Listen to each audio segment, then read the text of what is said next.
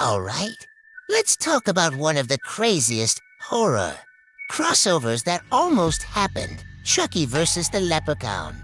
Yeah, you heard me. The killer doll versus the killer leprechaun.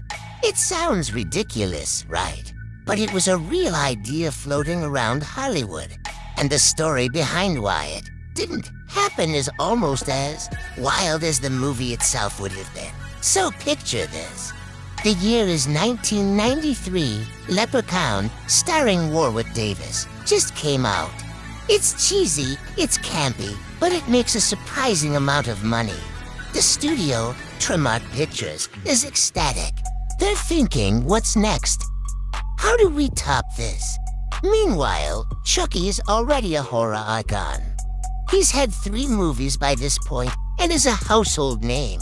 So, someone at Trimark has a brilliant, or maybe insane, idea. Let's make them fight. The proposed title was Leprechaun vs. Chucky. The concept was simple.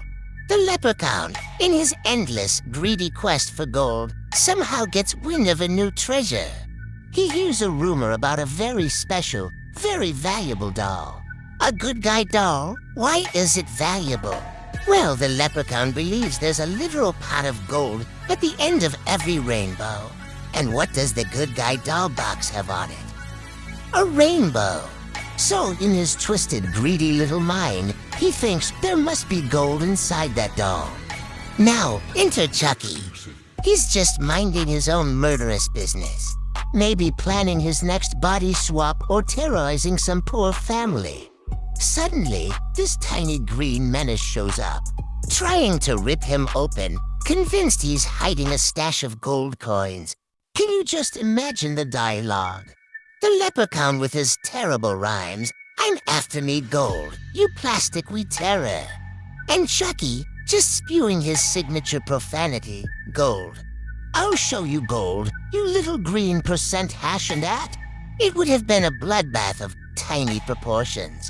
A slasher comedy of the highest, most absurd order. The script was actually written. Lon Mancini, the creator of Chucky, was approached with the idea. He thought it was interesting, but here's the twist. While Trimark was dreaming of this epic showdown, Don Mancini and Universal were busy rebooting the Chucky franchise. They wanted to take Chucky in a new direction, away from the pure horror of the first 3 films, and into the meta-comedy we saw in Bride of Chucky.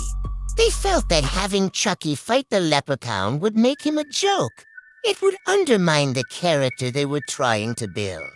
In their eyes, Chucky was an A-list horror villain. The leprechaun, he was strictly B-list. They didn't want to dilute the Chucky brand. So Universal said no. They shut the whole idea down. They went on to make Bride of Chucky, which was a huge success and revitalized the series. The leprechaun, well, he went to space, and then to the hood twice. It's a classic case of what could have been. Would it have been a good movie? Probably not, in the traditional sense. But would it have been an unforgettable midnight movie masterpiece? Absolutely. Just imagine the final scene, Chucky and the leprechaun, locked in a mortal struggle, knives and magic flying everywhere. A true clash of the tiny titans. It's the fight we never got, but the one we all secretly, desperately wanted to see.